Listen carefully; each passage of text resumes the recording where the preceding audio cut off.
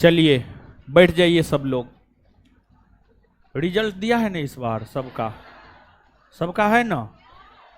इस बार भी बोलिए ना है ना? अभागल है तो कहां से रहेगा।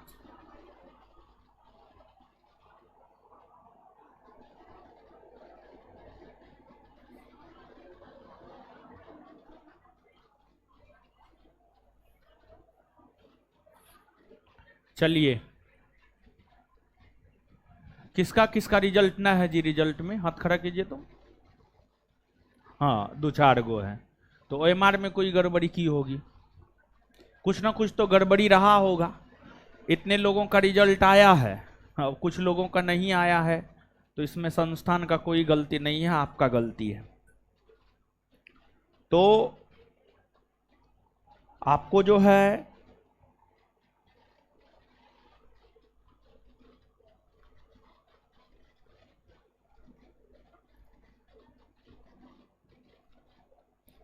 आप आइएगा यहाँ पे।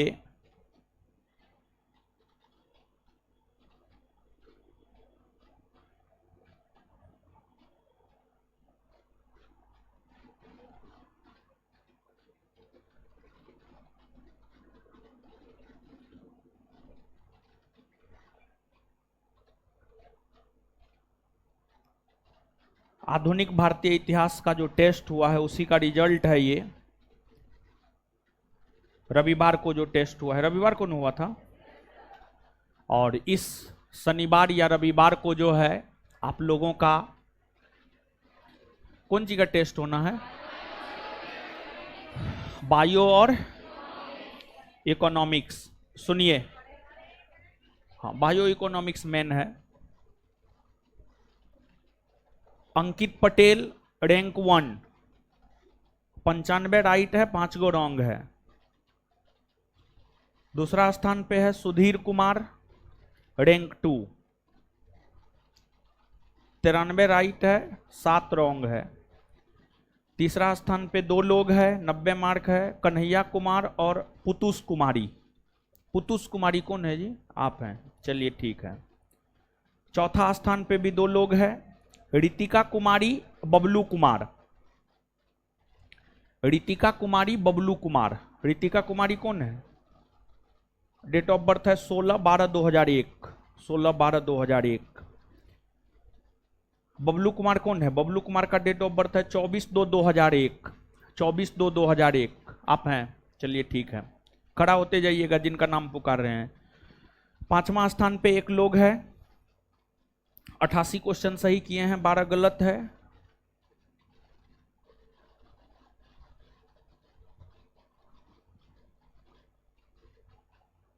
बबलू, बबलू ही है। छठा स्थान पे 1 2 3 4 5 6 6 लोग हैं। छठा स्थान पे 6 लोग हैं जिनको 87 मार्क है। नीतीश कुमार, विवेक गुप्ता, विवेक गुप्ता, नीतीश कुमार, सिंटू कुमार, प्रेरणा कुमारी, ऋतिक कुमार, सम्राट कुमार। एक बार फिर से नाम सुनिएगा, विवेक गुप्ता, नीतीश कुमार, सिंटू कुमार, प्रेरणा कुमारी, ऋतिक कुमार, सम्राट कुमार। और इसमें प्रेरणा कुमारी कौन है? प्रेरणा कौन है जी? आप हैं।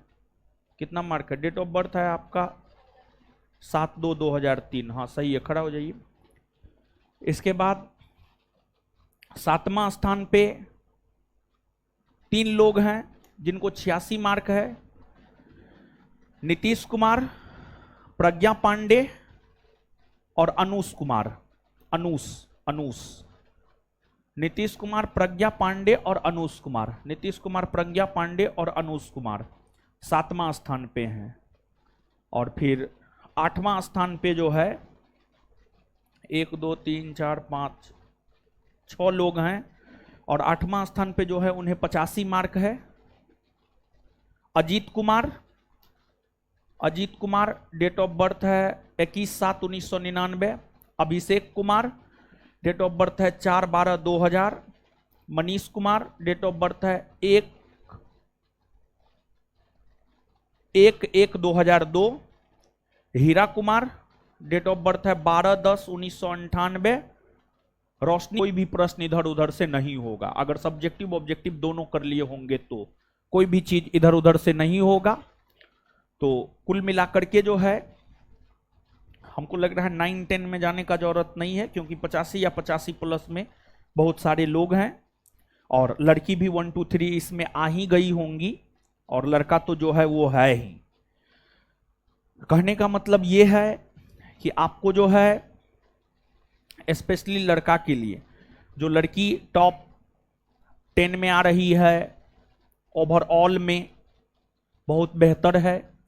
और आप देखिए यहां पर चीजों को समझिए, लड़की लड़का को टक्कर दे रही है।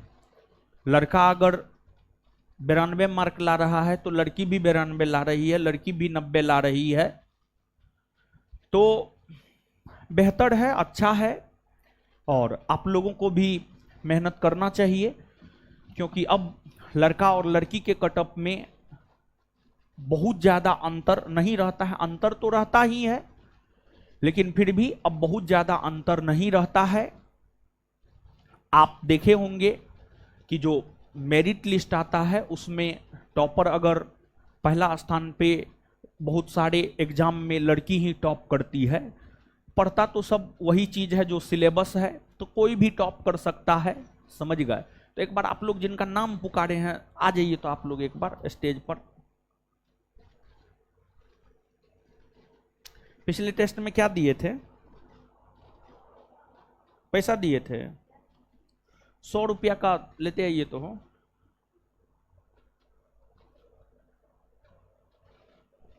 खुश रहिए, हो गया हो गया हो गया, खुश रहिए। लड़का लोग भी आ जाइए, लड़का को भी बुला रहे हैं, ऐसा नहीं कि सिर्फ लड़की को ही बुला रहे हैं, लड़का लोग भी आ जाइए। आ जाइए, हो गया हो गया हो गया, एकदम सबको आशीर्वाद है, समझे। चोरी उड़ी नहीं किए आप लोग, ईमानदारी से किए हैं ना? हो गया हो गया, खुश रहिए। आ जाइए हीरो सब, जिनका नाम पुकारे हैं, खुश रहिए खुश रहिए खुश रहिए खुश रहिए खुश रहिए खुश रहिए हीरो सब, खुश रहिए। देखिए, खुश रहिए।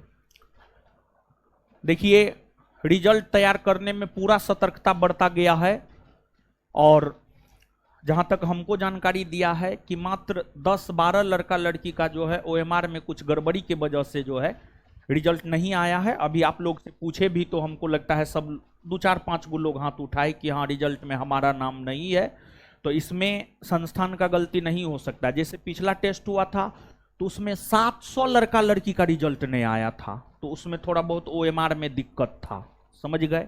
लेकिन इस बार तो ओएमआर सब में भी कोई दिक्कत नहीं है। और आप इस बात को समझिए कि ये जो टॉपर हैं, यानी 85 या 85 प्लस है, इन लोगों को मार्क टॉप रैंक में इनका 1 2 3 से लेकर के 8 रैंकिंग तक है, समझ गए। तो आप ही के साथ ये लोग भी पढ़े हैं, आप देखे हैं, आप ही के बगल अगल बगल से उठ करके जो है लोग आए हैं। जब ये लोग टॉप कर सकते हैं तो आप भी कर सकते हैं, बस करने के लिए जो है एक उत्साह चाहिए। देखिए, पढ़ाई की अगर हम लोग बात करें तो पढ़ाई नीरस चीज है, इसमें कोई रस नहीं है, लेकिन फिर भी हम मध्यम वर्गीय लोगों के लिए जो है पढ़ाई के अलावा दूसरा कोई रास्ता भी तो नहीं है। तो इसी वजह से आप सब लोग प्रयास कीजिए कि आप टॉप करें, तभी जाकर के आपका मेरिट में नाम आ पाएगा, तभी जाकर के जो है आप अंतिम रूप से सफल हो पाइएगा, अंतिम रूप से सफल हो पाइएगा। तो इसलिए जो है मेहनत कीजिए और प्रयास कीजिए, सब लोग प्रयास कीजिए टॉप करने का, क्योंकि कंपटीशन का लेवल तो आप देख ही रहे हैं। और मेहनत अब नहीं करेंगे तो मेहनत आप कब करेंगे? कल या परसों जो है पेपर में दिया हुआ था, बिहार पुलिस का 45,000 के आसपास वैकेंसी आने वाला है, और बिहार पुलिस में 2000, सॉरी बिहार दरोगा, बिहार एसआई में 2000 के आसपास वैकेंसी आना प्रस्तावित है, कभी भी नोटिफिकेशन आ सकता है, कभी भी नोटिफिकेशन आ सकता है।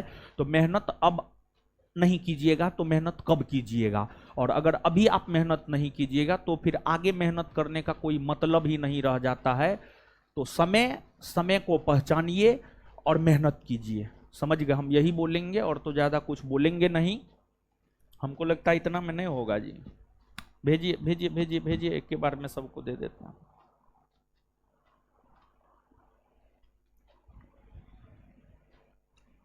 गिन लिए थे 9? हो जाएगा 9? हाँ ठीक।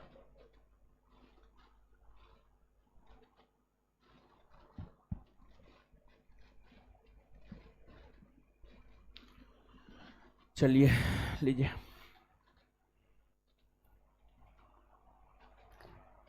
चोरी नहीं किए हैं जी। ए, हट हट।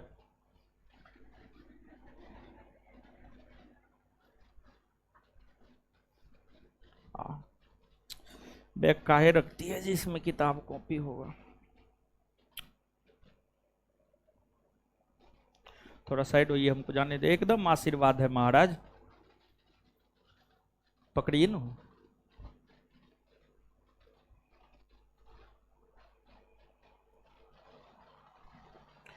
खुश रही हो गया, हो गया हो गया, खुश रही। चलिए एक फोटो ले लीजिए तो इन लोगों के साथ। हाँ आ जाइए। चलिए ऑनलाइन वाले लोग जान लीजिए, जो टॉपर है उसको 94 मार्क है। 94 ना 95? 95 95 मार्क है। 95 से लेकर 85 तक में 1 to 8। समझ गए? तो चलिए हो गया। एक बार इन लोगों के लिए जोर से ताली बजा दी। आप लोग ताली नहीं बजाए हैं? हाँ, कम से कम टॉप नहीं किए हैं तो दूसरों के लिए ताली भी तो बजाइएगा। चलिए ठीक है, निकलिए सब लोग। हो गया हो गया, अरे हो गया हो गया। चलिए निकलिए निकलिए, खुश रहिए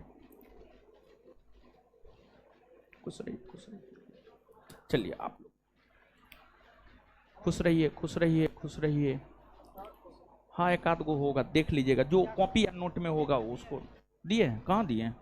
कहाँ है? अच्छा ठीक है, देख लेंगे। हमको मिलाना है। खुश रहिए खुश रहिए हीरो सब। बस पढ़िए लिखिए मन से। खुश रहिए। ये तो बचिए गया हो पैसा, ठीक है, भले बच गए।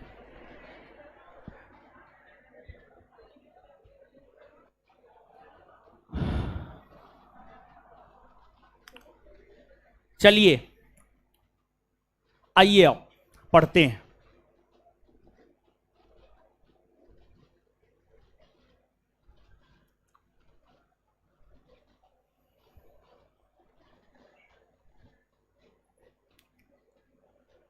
आप पिछले बार 10 से 12 बैच में पढ़ती थी जी, ये लड़की 10 से 12 बैच में पढ़ती थी।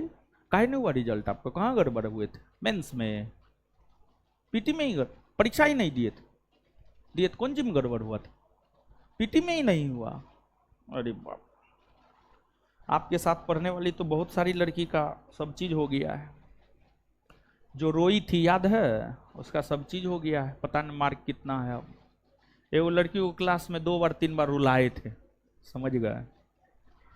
तो सब चीज पास कर गई है। 10 से 12 बैच की थी।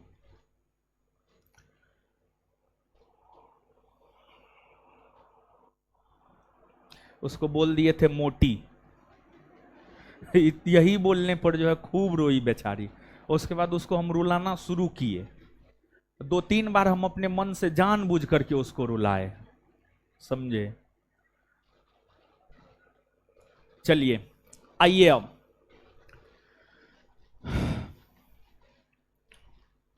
तो भारतीय राज्य व्यवस्था शुरू कर चुके हैं और भारतीय राज्य व्यवस्था जो शुरू कर चुके हैं, टेक्निकल इश्यू था कि क्वेश्चन नहीं बनाई थी लड़की। रिजल्ट नहीं हुआ, टेक्निकल इश्यू था, क्वेश्चन नहीं बनाई थी। पता नहीं चला काहे रिजल्ट नहीं हुआ है। इतना बढ़िया है पढ़ने में आप। आपके बैच की बहुत सारी लड़की का रिजल्ट हुआ है।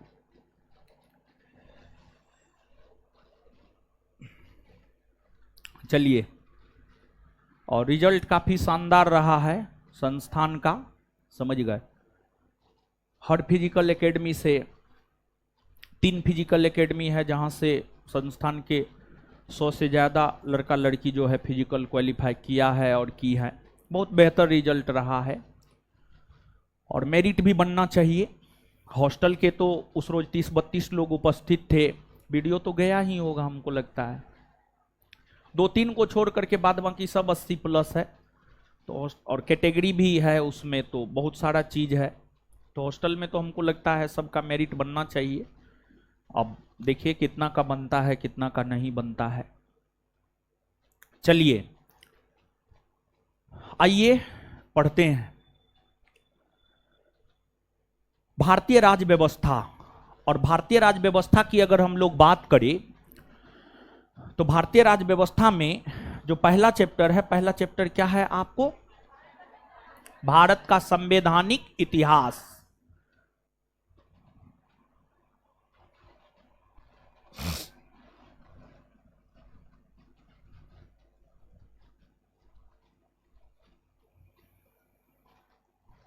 भारत का संवैधानिक इतिहास। इस चैप्टर में मूल तौर पर अगर देखा जाए तो इस चैप्टर में मूल तौर पर जो है हम लोगों को ब्रिटिश शासन के दौरान ब्रिटिश संसद द्वारा पारित किए गए जो 1773 के रेगुलेटिंग एक्ट से लेकर 1947 के भारतीय स्वतंत्रता अधिनियम तक है, इन तमाम अधिनियमों के विशेषता के विषय में हम जानते हैं। आपको इन अधिनियमों में अगर देखा जाए तो 1773 के रेगुलेटिंग एक्ट, 1784 का पिट्स इंडिया एक्ट, 1793 का चार्टर एक्ट और 1813 का चार्टर एक्ट, इन तमाम एक्टों के विषय में पिछले सेशन में हम लोग जान चुके हैं।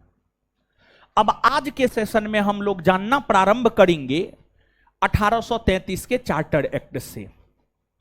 1833 के चार्टर एक्ट,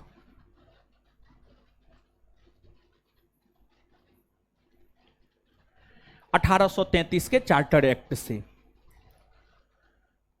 देखिए 1833 के चार्टर एक्ट से हम लोग जानना प्रारंभ करेंगे, लेकिन उससे पहले 1-2 प्रश्न हम आपसे पूछ रहे हैं, आप जवाब दीजिए। बताइएगा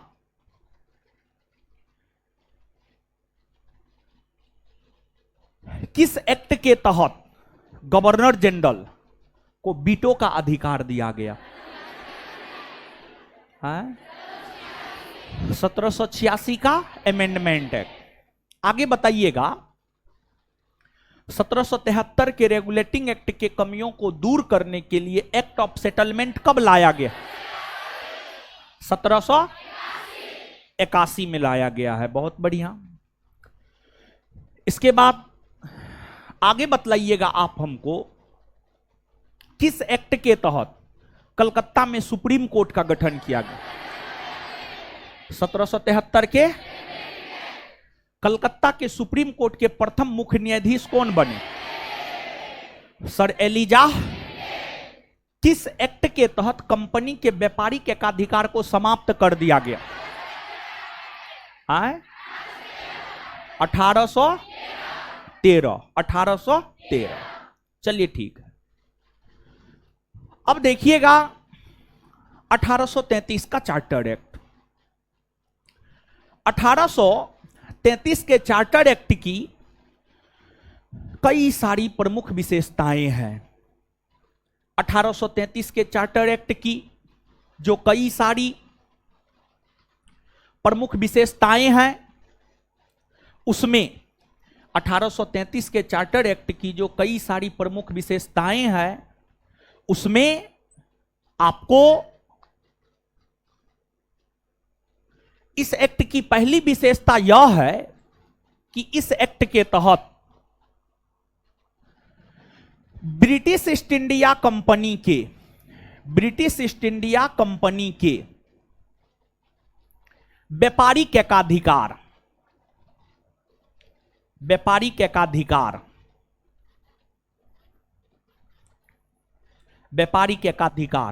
को पूर्णतः समाप्त कर दिया गया।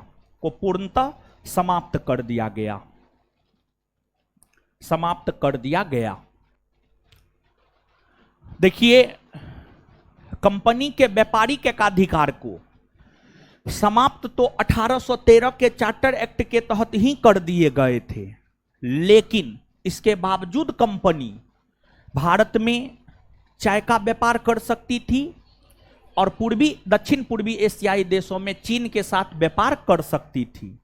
लेकिन 1833 के चार्टर एक्ट के तहत चाय और चीन के संबंध में भी जो व्यापारिक एकाधिकार अंग्रेजी कंपनी को प्राप्त था वो भी समाप्त कर दिया गया, अर्थात कंपनी के व्यापारिक एकाधिकार को पूर्णतः समाप्त कर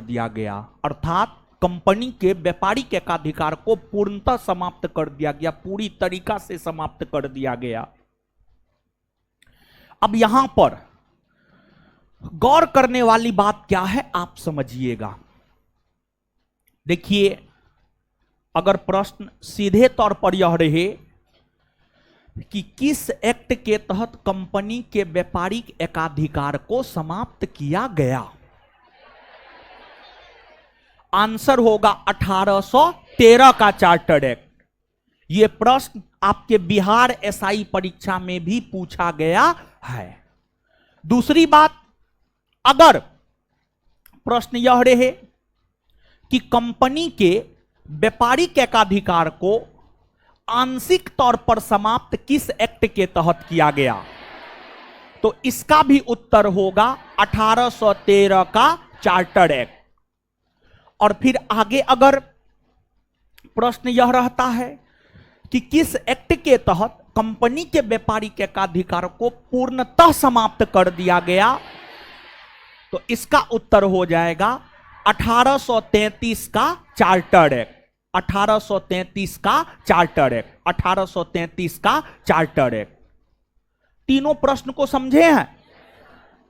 अगर आंशिक तौर पर रहेगा तो उत्तर 1800 पूर्णतः रहेगा 1800, और ना तो आंशिक शब्द रहे और ना ही पूर्णता शब्द रहे, सीधे सीधे रहे कंपनी के व्यापारिक एकाधिकार को समाप्त किया गया है, तो उत्तर क्या हो जाएगा? 1813। अब देखिए, जब ब्रिटिश ईस्ट इंडिया कंपनी के व्यापारिक एकाधिकार को पूर्णतः 1833 के चार्टर एक्ट के तहत समाप्त कर दिया गया, तत्पश्चात ब्रिटिश ईस्ट इंडिया कंपनी को ब्रिटिश सरकार की तरफ से यह काम सौंपा गया कि ब्रिटिश ईस्ट इंडिया कंपनी अब भारत में शासन प्रशासन को देखेगी। अर्थात ब्रिटिश ईस्ट इंडिया कंपनी, जो कि एक व्यापारिक कंपनी हुआ करती थी, इस व्यापारिक कंपनी को 1833 के चार्टर एक्ट के तहत प्रशासनिक कंपनी बना दिया गया। एक बार फिर से सुनिएगा, समझिएगा। 1833 के चार्टर एक्ट के तहत कंपनी के व्यापारिक एकाधिकार को पूर्णतः समाप्त कर दिया गया और कंपनी को कहा गया, ब्रिटिश ईस्ट इंडिया कंपनी को कहा गया कि अब यह कंपनी भारत में शासन प्रशासन को देखेगी। अब British east India company Bharat में भारत के शासन प्रशासन को देखेगी। मतलब पहले जो कंपनी भारत में व्यापार कर रही थी वह अब प्रशासनिक कंपनी बन गई। तो जो ब्रिटिश ईस्ट इंडिया कंपनी है, इस कंपनी के विषय में हम लोग कह सकते हैं कि 1833 के चार्टर एक्ट के तहत 1833 के चार्टर एक्ट के तहत ब्रिटिश ईस्ट इंडिया कंपनी एक प्रकार से प्रशासनिक कंपनी बन गई। एक प्रकार से प्रशासनिक कंपनी बन गई, प्रशासनिक कंपनी बन गई। अब देखिएगा,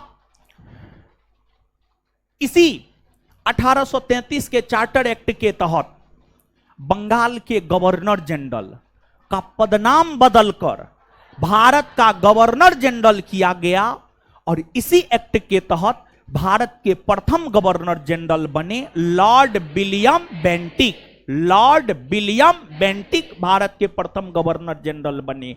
और गवर्नर जनरल को जब बंगाल के गवर्नर जनरल को भारत का गवर्नर जनरल बनाया गया तो भारत के गवर्नर जनरल को सभी प्रकार के नागरिक संबंधी अधिकार, सभी प्रकार के सैन्य संबंधी अधिकार गवर्नर जनरल को ही दे दिया गया। भारत के गवर्नर जनरल को ही सभी प्रकार के नागरिक संबंधी अधिकार और सभी प्रकार के सैन्य संबंधी अधिकार जो है आपको दे दिए गए। और आपको आप याद कीजिए, गवर्नर जनरल की अगर हम बात करें तो गवर्नर जनरल को आप याद कीजिए 1773 के रेगुलेटिंग एक्ट के तहत 1773 के रेगुलेटिंग एक्ट के तहत गवर्नर जनरल को सहयोग देने हेतु 4 सदस्यीय परिषद का गठन किया गया। लेकिन आगे चलकर 1784 के पिट्स इंडिया एक्ट के तहत 4 को घटाकर 3 कर दिया गया। फिर से 1833 के चार्टर एक्ट के तहत भारत के गवर्नर जनरल को सहयोग करने के लिए जो 3 सदस्यीय आयोग था या परिषद था, उसको फिर से 4 सदस्यीय आयोग या 4 सदस्यीय परिषद बना दिया गया और चौथे सदस्य के तौर पर विधि सदस्य को शामिल किया गया। चौथे सदस्य के तौर पर विधि सदस्य को शामिल किया गया और प्रथम विधि सदस्य के तौर पर शामिल हुए आपको Lord Macaulay. Lord Macaulay, Lord Macaulay. तो 1833 के चार्टर एक्ट के तहत ही 1833 के चार्टर एक्ट के तहत ही गवर्नर जनरल को सहयोग करने हेतु चौथे सदस्य के रूप में विधि सदस्य को शामिल किया गया और प्रथम विधि सदस्य के रूप में लॉर्ड मैकाले की नियुक्ति की गई। प्रथम विधि सदस्य के रूप में लॉर्ड मैकाले की नियुक्ति की गई। और इसके बाद जो 1833 का चार्टर एक्ट है, इस एक्ट में ही पहली बार संपूर्ण भारत के लिए एक बजट को लेकर प्रावधान किया गया। यानी पूरे भारतवर्ष के लिए जो है आपको एक बजट होगा, इसको लेकर के प्रावधान 1833 के चार्टर एक्ट में ही जो है आपको किए गए। और 1833 के चार्टर एक्ट में ही दास प्रथा को प्रतिबंधित करने की बात की गई। दास प्रथा को प्रतिबंधित करने की बात की गई, लेकिन उस एक्ट के तहत दास प्रथा प्रतिबंधित हुए नहीं। उस एक्ट के तहत दास प्रथा प्रतिबंधित हुए नहीं, बल्कि दास प्रथा आगे चलकर 1843 ईस्वी में लॉर्ड एलनबरो के द्वारा प्रतिबंधित किया गया। लॉर्ड एलनबरो के द्वारा प्रतिबंधित किया गया। लॉर्ड एलनबरो के द्वारा प्रतिबंधित किया गया। और आपको जब 1833 का चार्टर एक्ट पारित हो रहा था, जब 1833 का चार्टर एक्ट पारित हो रहा था, तो उस एक्ट के पारित होने के समय यह देखा गया कि 1813 के चार्टर एक्ट में जो यह प्रावधान किया गया था कि प्रत्येक वर्ष भारतीय शिक्षा पर 1 लाख रुपये खर्च होंगे, वो रुपया 1813 से 1833 तक खर्च हुआ ही नहीं, क्योंकि विवाद उत्पन्न हो चुका था कुछ अंग्रेज यह चाहते थे भारतीयों को शिक्षा ब्रिटिश पद्धति से दी जाए और कुछ अंग्रेज यह चाहते थे भारतीयों को शिक्षा भारतीय पद्धति के तहत दी जाए। जिस विवाद को इतिहास में आंग्ल प्राच्य विवाद कहते हैं और आंग्ल प्राच्य विवाद के निपटारा करने हेतु ही लॉर्ड मैकाले की अध्यक्षता में एक आयोग गठित हुआ और मैकाले आयोग ने आंग्ल प्राच्य विवाद को सुलझाते हुए यह सिफारिश दिया कि भारत में शिक्षा का माध्यम अंग्रेजी को बनाया जाना चाहिए और फिर 1835 ईस्वी से भारत में शिक्षा का माध्यम अंग्रेजी को बनाया गया। भारत में शिक्षा का माध्यम अंग्रेजी को बनाया गया। समझ गए आप? तो आपको जो 1833 का चार्टर एक्ट है, इसके तहत एक और काम हुए। इसके तहत एक और काम क्या हुए? देखिए, पहले क्या होता था, ब्रिटिश कंपनी के अधीन जो नियुक्तियां होती थी, ब्रिटिश कंपनी के अधीन होने वाली नियुक्तियों में रंग के आधार पर, धर्म के आधार पर, लिंग के आधार पर, जन्म स्थान के आधार पर भेदभाव किया जाता था। लेकिन 1833 के चार्टर एक्ट में यह प्रावधान किया गया कि कंपनी के अधीन होने वाली नियुक्तियों में जन्म, लिंग, जन्म स्थान, लिंग, धर्म, रंग के आधार पर भेदभाव नहीं किया जाएगा, बल्कि योग्यता के आधार पर कंपनी के अधीन कर्मचारियों और अधिकारियों की नियुक्ति की जाएगी। और जब 1833 के चार्टर एक्ट में यह प्रावधान किया गया तो अब भारत के लोग भी धीरे धीरे ब्रिटिश कंपनी में शामिल होने लगे। भारत के लोग भी धीरे धीरे जो है आपको ब्रिटिश कंपनी में शामिल होने लगे। तो ये सभी विशेषता अगर आप देखेंगे तो ये सभी की सभी विशेषता 1833 के चार्टर एक्ट की है। 1833 के चार्टर एक्ट की ये सभी की सभी विशेषताएं हैं। तो अब एक बार 1833 के चार्टर एक्ट को आप पढ़िए। 1833 के चार्टर एक्ट को पढ़िए जल्दी से।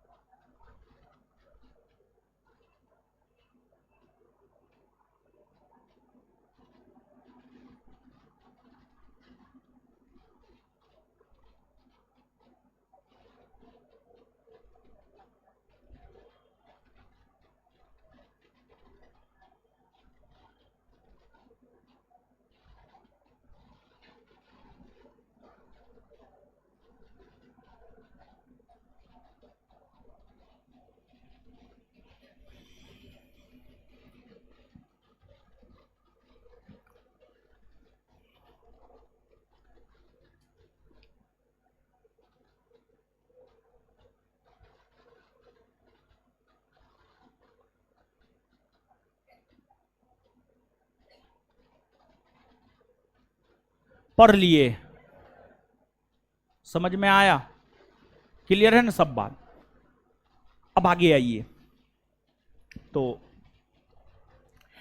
1833 के चार्टर एक्ट पारित होने के 20 वर्षों बाद 1853 ईस्वी में एक एक्ट पारित हुआ जिसे 1853 का चार्टर एक्ट कहते हैं। 1853 का चार्टर एक्ट कहते हैं।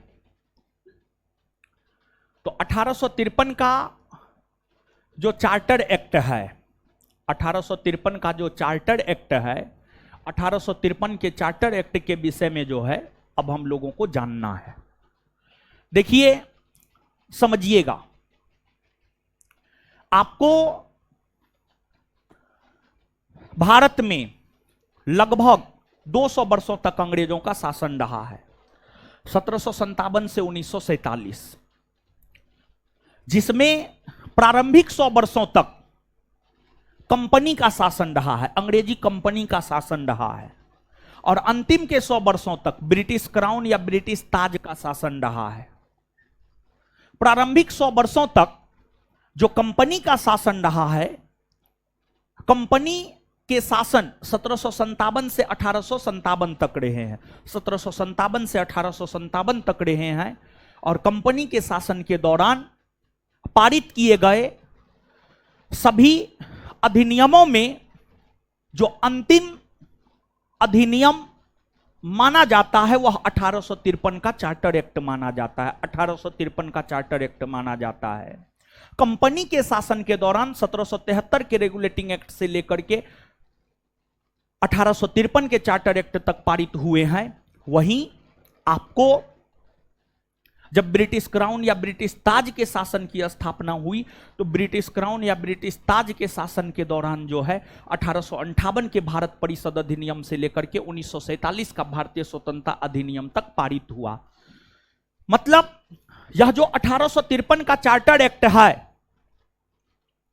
इस 1853 के चार्टर एक्ट की पहली बात यह है कि ब्रिटिश कंपनी के शासन के दौरान पारित होने वाला अंतिम अधिनियम 1853 का चार्टर एक्ट है।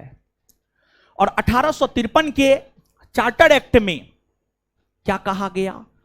तो 1853 के चार्टर एक्ट में पहली बात यह कही गई कि 1853 के चार्टर एक्ट में पहली बात यह कही गई कि जब तक महारानी की इच्छा होगी तब तक ब्रिटिश कंपनी का भारत में शासन होगा। इसके बाद इस अधिनियम में ही यह प्रावधान किया गया कि सिविल सेवकों की नियुक्ति हेतु प्रतियोगिता परीक्षा का आयोजन किया जाएगा। सिविल सेवकों की नियुक्ति हेतु प्रतियोगिता परीक्षा का आयोजन किया जाएगा। देखिए, आपको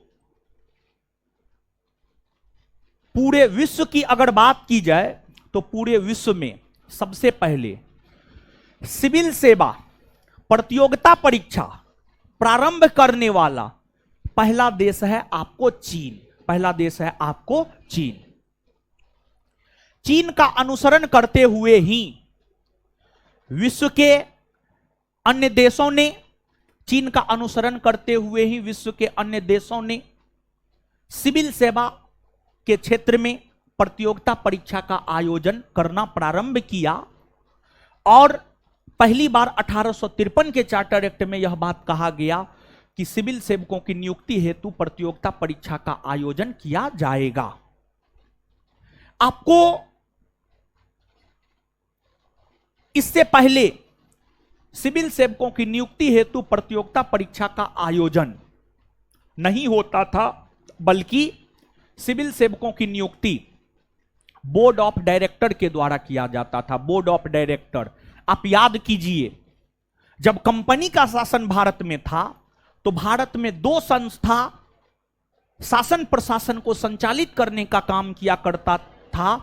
एक था आपको बोर्ड ऑफ डायरेक्टर और दूसरा था आपको बोर्ड ऑफ कंट्रोलर। एक था आपको बोर्ड ऑफ डायरेक्टर और दूसरा था आपको बोर्ड ऑफ कंट्रोलर। तो जो बोर्ड ऑफ डायरेक्टर था वही सिविल सेवकों की नियुक्ति किया करता था। लेकिन 1853 के चार्टर एक्ट में यह प्रावधान किया गया कि अब बोर्ड ऑफ डायरेक्टर सिविल सेवकों की नियुक्ति नहीं करेगा, बल्कि बोर्ड ऑफ डायरेक्टर के स्थान पर सिविल सेवकों की नियुक्ति जो है आपको किया जाएगा प्रतियोगी परीक्षा के माध्यम से।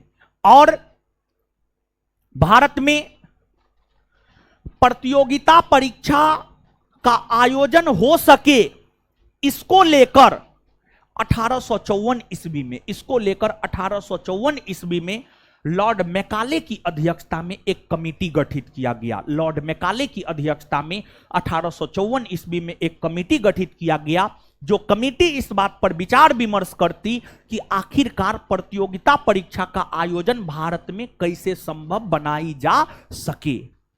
इसके बाद 1853 के चार्टर एक्ट की अगर हम बात करें तो जो 1853 का चार्टर एक्ट है, 1853 के चार्टर एक्ट के तहत, 1853 के चार्टर एक्ट के तहत ही आपको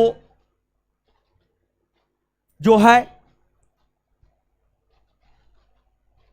जनप्रतिनिधिक संस्था के तौर पर, यानी वैसी संस्था जो जनता का प्रतिनिधि करे, जनप्रतिनिधिक संस्था, उस संस्था को कहा जाता है जो जनता का प्रतिनिधि करे। जैसे लोकसभा जनप्रतिनिधिक संस्था है, जनता का प्रतिनिधित्व करती है।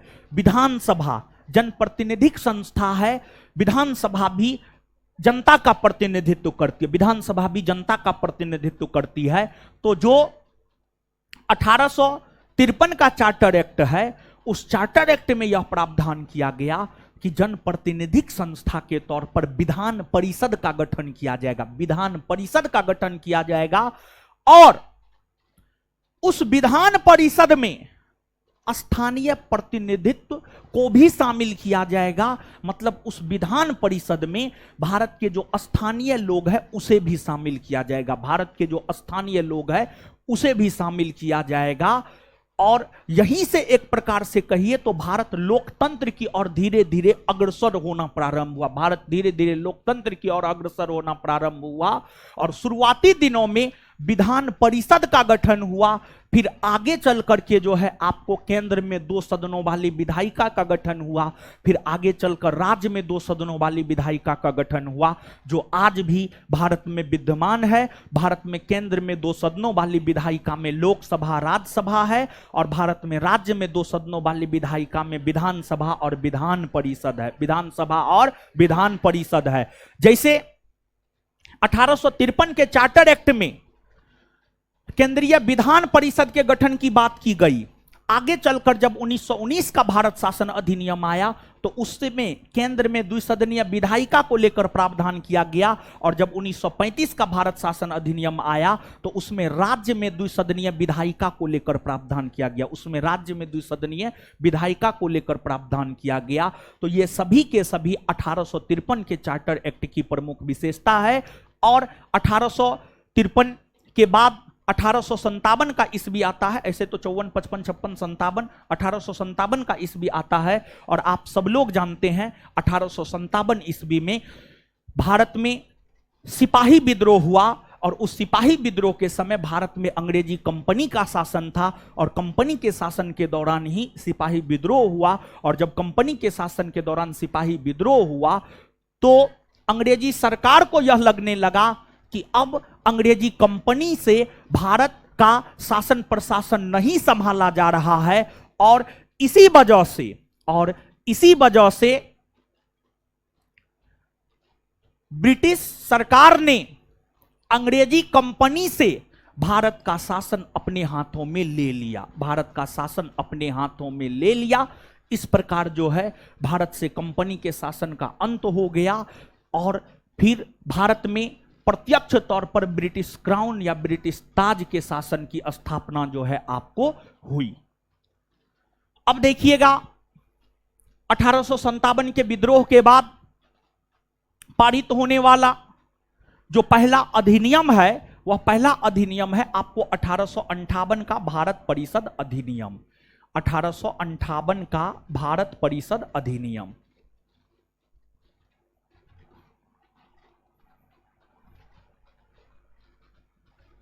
भारत परिषद अधिनियम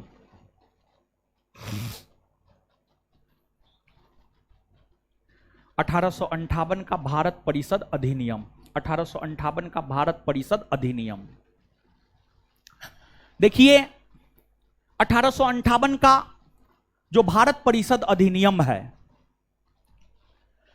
1858 के भारत परिषद अधिनियम की कई सारी विशेषताएं हैं। एक तो पहली बात यह है कि इस अधिनियम को भारत के शासन को बेहतर बनाने वाला अधिनियम कहा जाता है। यह जो अधिनियम है, इस अधिनियम को भारत के शासन को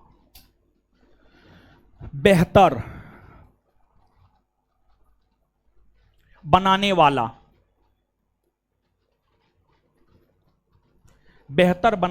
अधिनियम कहा जाता है। बेहतर बनाने वाला अधिनियम कहा जाता है। यह जो 1858 का भारत शासन अधिनियम है, इस अधिनियम को भारत के शासन को बेहतर बनाने वाला अधिनियम कहा जाता है। इसे भारत के शासन को बेहतर बनाने वाला अधिनियम इसलिए कहा जाता है क्योंकि इस अधिनियम के तहत कंपनी के शासन का अंत कर दिया गया। ब्रिटिश क्राउन ने अपने हाथों में भारत के शासन को लिया और ब्रिटिश क्राउन ने भारतीयों को यह आश्वासन दिया कि जैसा हमारे लिए ब्रिटेन की जनता है, वैसा ही हमारे लिए भारत की भी जनता है, वैसा ही हमारे लिए भारत की भी जनता है। जिस प्रकार हम ब्रिटेन में शासन करते हैं, उसी प्रकार से हम भारत में भी अच्छे ढंग से शासन प्रशासन करेंगे, अच्छे ढंग से शासन प्रशासन करेंगे। इस अधिनियम के तहत भारत से ब्रिटिश कंपनी के शासन का तो अंत हुआ ही हुआ। इस अधिनियम के तहत भारत से जब ब्रिटिश कंपनी के शासन का अंत हो गया, तो कंपनी के शासन के दौरान जो बोर्ड ऑफ कंट्रोलर और बोर्ड ऑफ डायरेक्टर नामक संस्था काम किया करती थी, उन दोनों संस्थाओं को समाप्त कर दिया गया। बोर्ड ऑफ कंट्रोलर और बोर्ड ऑफ डायरेक्टर नामक संस्था को समाप्त कर दिया गया। और जब बोर्ड ऑफ डायरेक्टर और बोर्ड ऑफ कंट्रोलर नामक संस्था को समाप्त कर दिया गया, तो मतलब भारत में जो द्वैध शासन प्रणाली की शुरुआत हुई थी, उसका अंत हो गया, उसका अंत हो गया।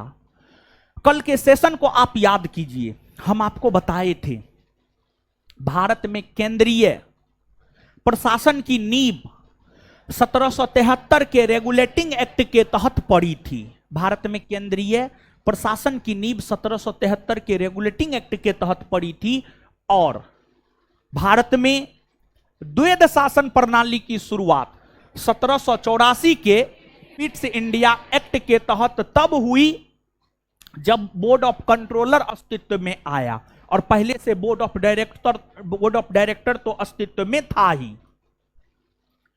तो कंपनी के शासन के दौरान यही बोर्ड ऑफ डायरेक्टर और बोर्ड ऑफ कंट्रोलर, ये दोनों संस्था भारत में शासन प्रशासन को देखा करती थी। अर्थात 1784 के ईस्ट इंडिया एक्ट के तहत जो द्वैध शासन की शुरुआत हुई थी, उस द्वैध शासन का अंत 1858 के भारत शासन अधिनियम के तहत तब कर दिया गया जब इस अधिनियम में यह प्रावधान किया गया कि बोर्ड ऑफ डायरेक्टर और बोर्ड ऑफ कंट्रोलर को समाप्त किया जाता है। बोर्ड ऑफ डायरेक्टर और बोर्ड ऑफ कंट्रोलर को समाप्त किया जाता है। अब आपको बोर्ड ऑफ डायरेक्टर और बोर्ड ऑफ कंट्रोलर को समाप्त कर दिया गया, बोर्ड ऑफ डायरेक्टर और बोर्ड ऑफ कंट्रोलर को समाप्त कर दिया गया। तो अब जब बोर्ड ऑफ डायरेक्टर और बोर्ड ऑफ कंट्रोलर को समाप्त कर दिया गया, तो उसके कार्यों को करने के लिए एक नया पद लाया गया, जिसे भारत सचिव का पद कहा गया, या जिसे भारत मंत्री का पद कहा गया, जिसे भारत सचिव का पद या भारत मंत्री का पद कहा गया, भारत मंत्री का पद कहा गया। और बोर्ड ऑफ डायरेक्टर और बोर्ड ऑफ कंट्रोलर के स्थान पर ही भारत सचिव का पद आया। और जब भारत सचिव का पद आया, तो भारत सचिव या भारतीय सचिव को उसके कार्यों में सलाह एवं सहयोग देने हेतु एक 15 सदस्यीय वायसराय के कार्यकारिणी परिषद का गठन किया गया। एक 15 सदस्यीय वायसराय के कार्यकारिणी परिषद का गठन किया गया और भारत सचिव पद पर आसीन व्यक्ति उस 15 सदस्यीय वायसराय के कार्यकारिणी परिषद के माध्यम से ही शासन प्रशासन को देखने का काम किया करती थी। और जब भारत सचिव का पद आया तो भारत सचिव के पद पर सर्वप्रथम लॉर्ड स्टैनली को बैठाया गया, अर्थात भारत के प्रथम भारत सचिव बने लॉर्ड स्टैनली।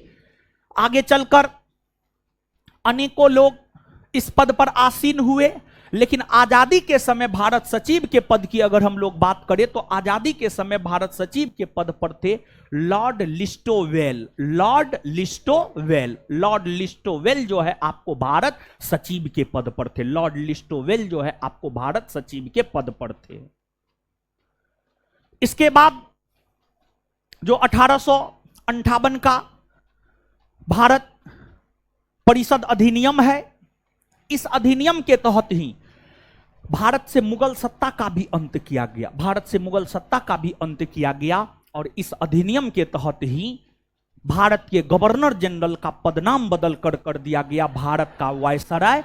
और इस अधिनियम के तहत भारत के प्रथम वायसराय बने आपको लॉर्ड कैनी। भारत के प्रथम वायसराय बने लॉर्ड कैनी, लॉर्ड कैनी। ये सब 1858 के भारत परिषद अधिनियम की प्रमुख विशेषता है। तो अब जो है आप एक बार 1853 का चार्टर एक्ट और 1858 का भारत परिषद अधिनियम दोनों पढ़िए, दोनों को पढ़िए, पढ़िए दोनों को जल्दी।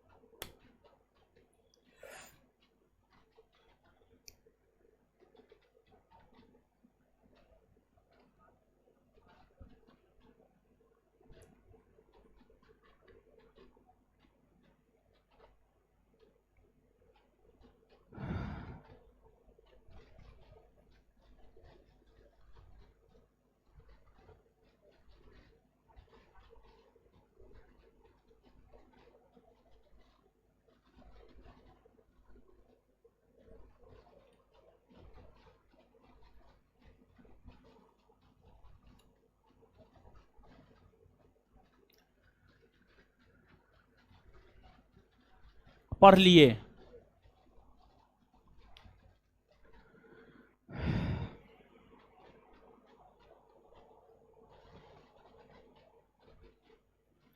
पढ़ लिए हो?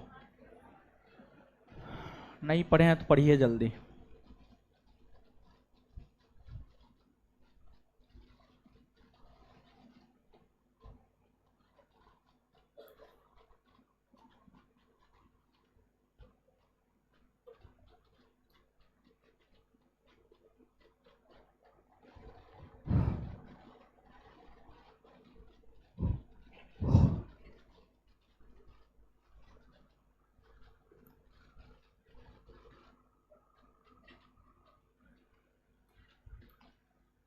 अब आगे आइए। इसके बाद आगे अगर आप देखेंगे तो आगे है आपको 1861 का भारत परिषद अधिनियम, 1861 का भारत परिषद अधिनियम।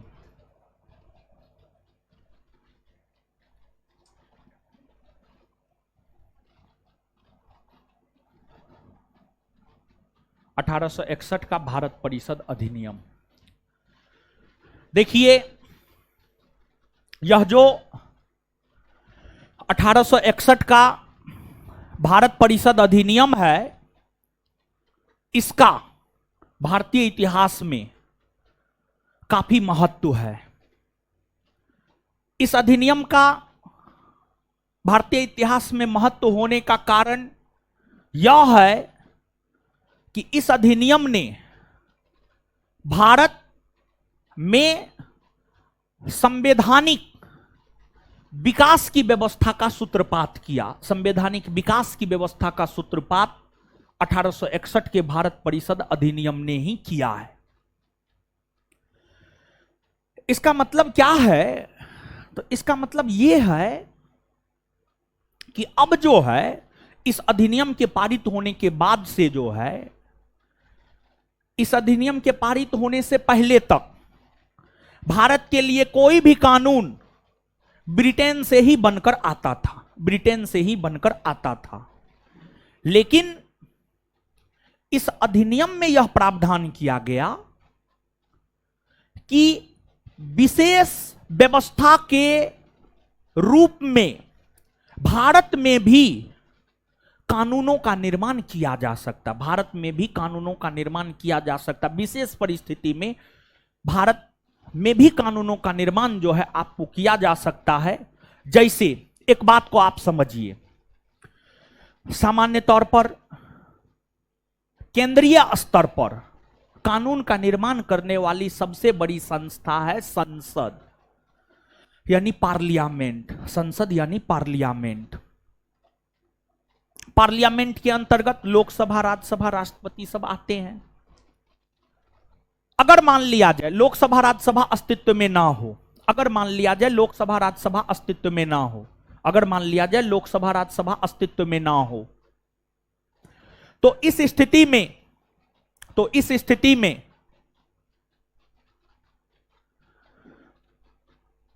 कानून का निर्माण करना हो तो अनुच्छेद 123 के तहत राष्ट्रपति अध्यादेश जारी करके अस्थायी कानून का निर्माण करते हैं।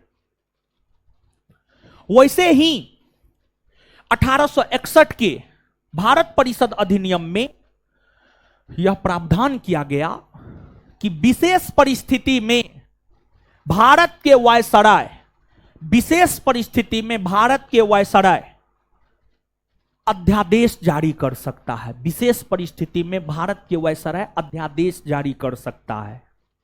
और जैसे आज के डेट में राष्ट्रपति द्वारा जारी अध्यादेश अधिकतम 6 माह तक लागू रहता है, वैसे ही 1861 के भारत परिषद अधिनियम के तहत जो वायसराय को अध्यादेश जारी करने का अधिकार दिया गया, उसमें यह भी कहा गया कि वायसराय द्वारा जारी किए गए अध्यादेश अधिकतम 6 माह तक लागू रहेगा। वायसराय द्वारा जारी किए गए अध्यादेश अधिकतम 6 माह तक लागू रहेगा। और यही वजह है कि इस अधिनियम को लेकर हमने यह कहा है कि इस अधिनियम ने भारत में विधि निर्माण के क्षेत्र में संवैधानिक सूत्रपात किया है। मतलब अब कानून का निर्माण, विधि का निर्माण भारत में भी हो सकता था। इसके बाद इस अधिनियम की अगर हम लोग बात करें तो इस अधिनियम के तहत ही भारत में मंत्रिमंडलीय व्यवस्था या कैबिनेट प्रणाली या पोर्टफोलियो प्रणाली की शुरुआत हुई मानी जाती है। इस अधिनियम के तहत ही भारत में मंत्रिमंडलीय व्यवस्था, कैबिनेट प्रणाली या पोर्टफोलियो प्रणाली की शुरुआत हुई मानी जाती है। पोर्टफोलियो प्रणाली की शुरुआत हुई मानी जाती है। आपको क्या है मंत्रिमंडलीय व्यवस्था या कैबिनेट व्यवस्था? देखिए, जैसे वर्तमान में एक प्रधानमंत्री होते हैं, प्रधानमंत्री अलग अलग विभाग, अलग अलग कैबिनेट मंत्री को देने का काम करते हैं और वो कैबिनेट मंत्री उस विभाग को लेकर जो है अपना काम करते हैं। तो उस समय कहा गया कि प्रशासन के शीर्ष पर वायसराय होगा, प्रशासन के शीर्ष पर वायसराय होगा, लेकिन वायसराय काम करने के लिए अलग अलग विभाग अलग अलग मंत्रियों को देगा, अलग अलग लोगों को देगा, काम करने के लिए अलग अलग विभाग अलग अलग मंत्रियों को देगा, अलग अलग लोगों को देगा। यही मंत्रिमंडलीय व्यवस्था या कैबिनेट प्रणाली या पोर्टफोलियो प्रणाली कहते हैं, जो आज भी भारत में विद्यमान है, जो आज भी भारत में अस्तित्व में है। आज देखिए आप, मोदी जी प्रधानमंत्री बन गए हैं, प्रशासन के शीर्ष पर मोदी जी हैं और अपने सहयोगियों को अलग अलग मंत्रालय दे दिए हैं। जैसे कि किसी को रक्षा मंत्रालय दे दिए हैं, किसी को वित्त मंत्रालय, किसी को गृह मंत्रालय, किसी को कृषि मंत्रालय, किसी को शिक्षा मंत्रालय, किसी को रेलवे मंत्रालय। हर मंत्री को जो है अलग अलग मंत्रालय देने का जो है आपको काम किया गया है। यही तो कैबिनेट प्रणाली या मंत्रिमंडलीय प्रणाली या संविभागीय प्रणाली है। इस कैबिनेट प्रणाली, मंत्रिमंडलीय प्रणाली या पोर्टफोलियो प्रणाली की शुरुआत 1861 के भारत परिषद अधिनियम से हुई मानी जाती है। इसके बाद जैसे आज वर्तमान में राज्यसभा में 12 सदस्यों का मनोनयन राष्ट्रपति के द्वारा किया जाता है, साहित्य, कला, विज्ञान, समाज सेवा के क्षेत्र से। फिर विधान परिषद में 1/6 भाग सदस्यों का मनोनयन राज्यपाल के द्वारा किया जाता है।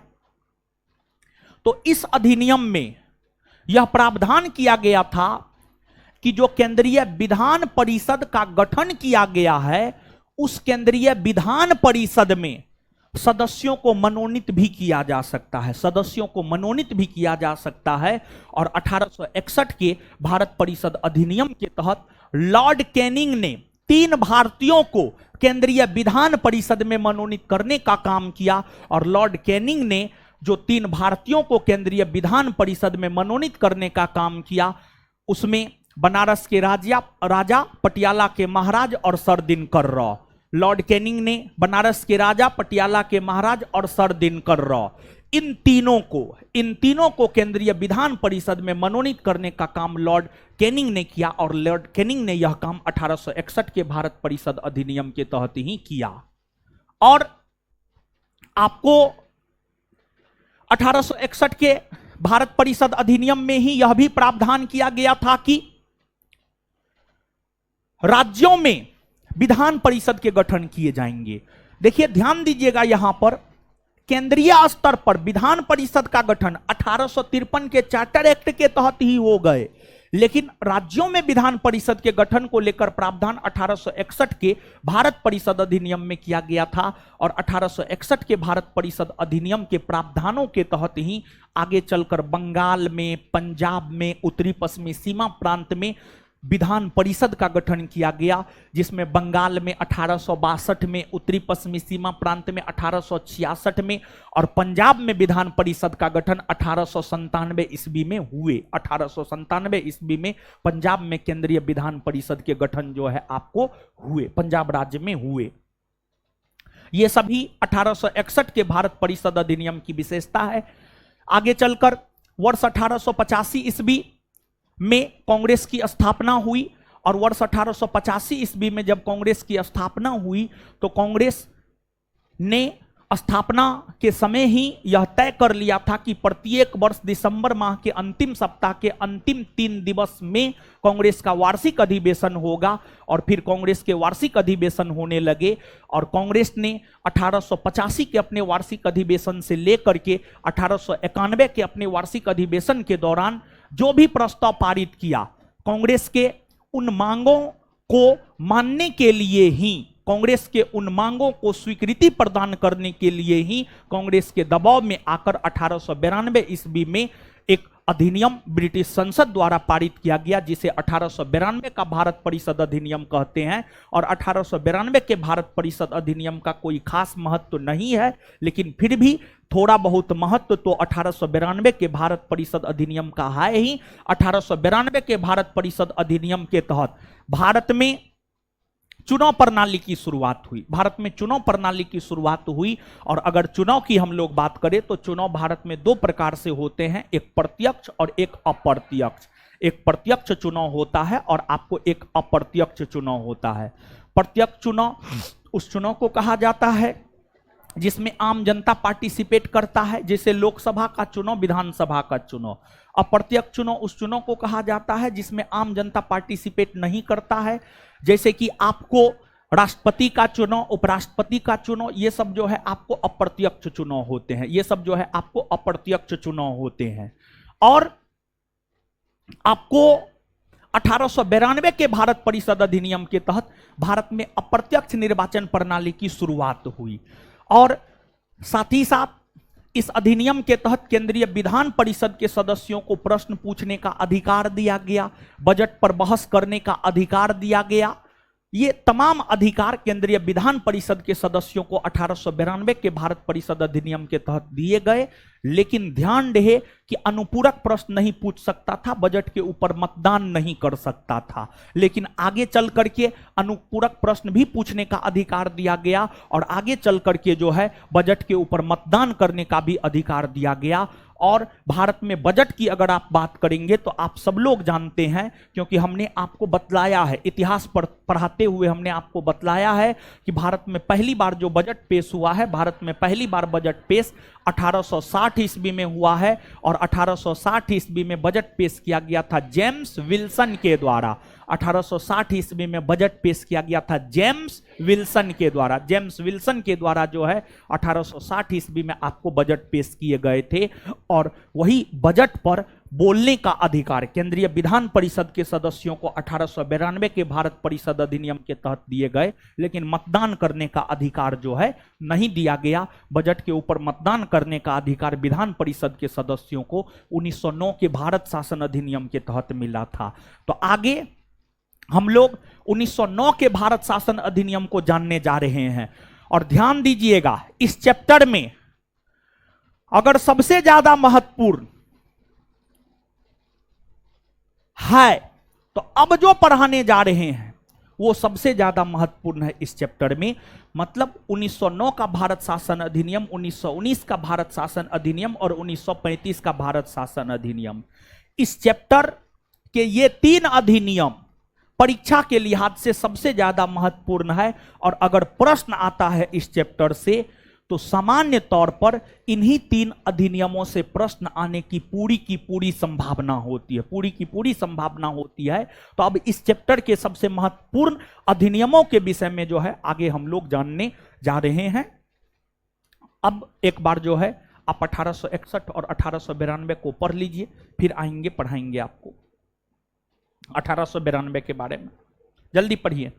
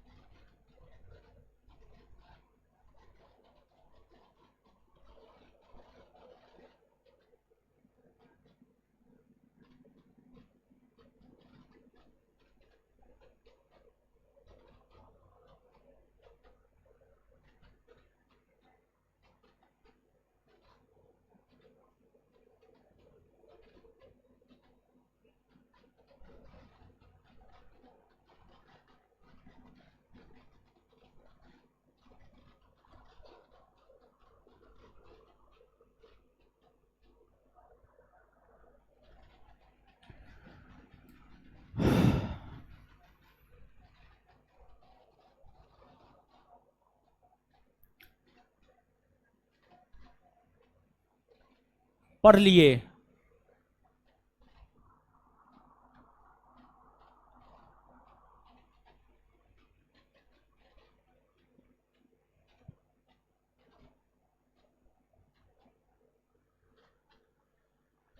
आइए अब, आइए पढ़ते हैं।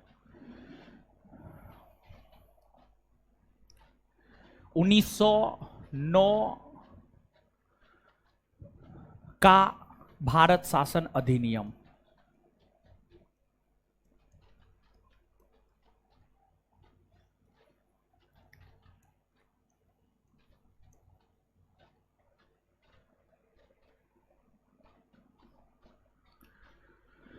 देखिए 1909 का भारत शासन अधिनियम, जो 1909 का भारत शासन अधिनियम है, इसे हम लोग मार्ले मिंटो एक्ट भी कहते हैं।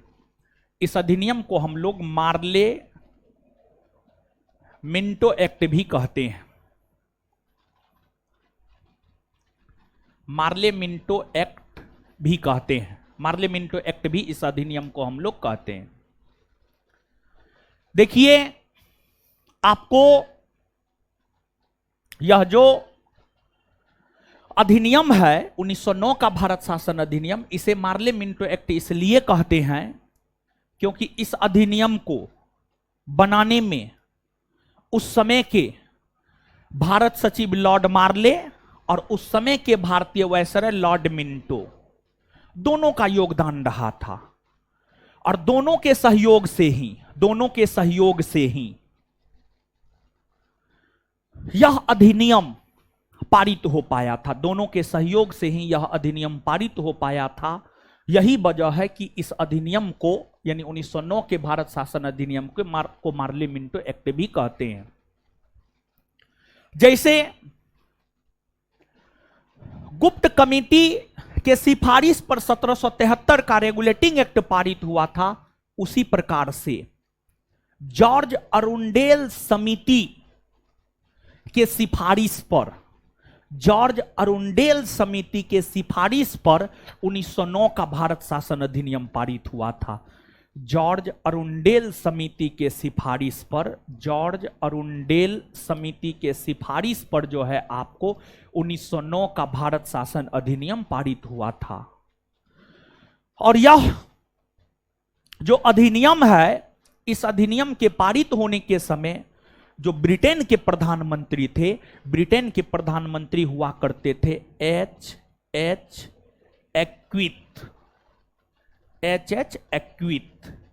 एक्विथ जो है आपको ब्रिटेन के प्रधानमंत्री हुआ करते थे। एच एक्विथ इस समय ब्रिटेन के प्रधानमंत्री हुआ करते थे। लिबरल पार्टी से थे।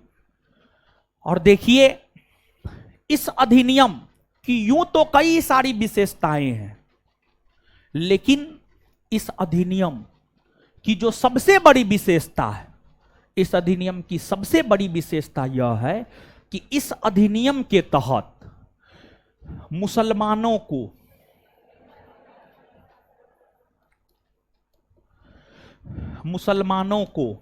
पृथक निर्वाचन, मुसलमानों को पृथक निर्वाचन का अधिकार दिया गया। मुसलमानों को पृथक निर्वाचन का अधिकार दिया गया। यह इस अधिनियम की सबसे बड़ी विशेषता है। अब मुसलमानों को पृथक निर्वाचन का अधिकार दिया गया, इसका क्या मतलब है? मुसलमानों को पृथक निर्वाचन का अधिकार दिया गया, इसका क्या मतलब है आप समझिएगा। देखिए, सबसे पहली बात, एक बात बताइए, आज के डेट में लोकसभा का चुनाव हो या विधानसभा का चुनाव, कोई भी चुनाव हो, क्या हिंदुओं के लिए अलग चुनाव होता है और मुसलमानों के लिए अलग चुनाव होता है? होता है? नहीं। आज के डेट में हिंदुओं के लिए अलग चुनाव नहीं होते हैं, मुसलमानों के लिए अलग चुनाव नहीं होते हैं, बल्कि सभी के लिए एक साथ चुनाव होते हैं। जैसे हाल फिलहाल में 19 अप्रैल 2024 से 1 जून 2024 के बीच में 18वीं लोकसभा का चुनाव संपन्न हुआ है। सभी संप्रदाय के लोगों के लिए एक साथ ही चुनाव संपन्न हुए। सभी संप्रदाय के लोगों के लिए एक साथ ही जो है आपको चुनाव संपन्न हुए, एक साथ ही चुनाव संपन्न हुए। यह वर्तमान स्थिति है। लेकिन हां, जो एससी एसटी है, जो अल्पसंख्यक समुदाय में आते हैं, उनके लिए सीट आरक्षित है कि हां एससी और एसटी के लिए इतना सीट आरक्षित होगा। जैसे लोकसभा के चुनाव में एससी के लिए 84 सीट, एसटी के लिए 47 सीट। एससी के लिए 84 सीट और एसटी के लिए जो है आपको 47 सीट आरक्षित है। वो अलग चीज है, आरक्षण अलग चीज है।